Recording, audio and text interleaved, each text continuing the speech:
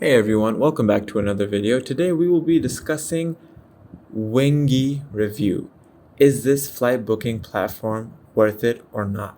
Let's dive right in. So, first things first, as you can see here, I am on a trustworthy customer review page, and as you can see here, the reviews that we're seeing for Wingie are not that great. The majority of the reviews seem to be quite troublesome. So while Wingie has a lot of pros and cons, it seems to have more cons than pros. People are complaining of hidden fees, fraudulent activity, pathetic service, and essentially just a total world terrible experience. So that aside, they do seem to have some positive aspects. For example, they have a good range of flight options, and some users appreciate competitive pricing that it offers. But unfortunately, people keep complaining about the service that they receive, the hidden fees that are in their schemes, and it seems to be more troublesome than it is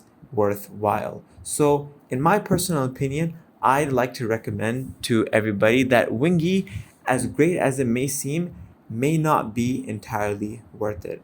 I hope this video was helpful. Thanks for watching.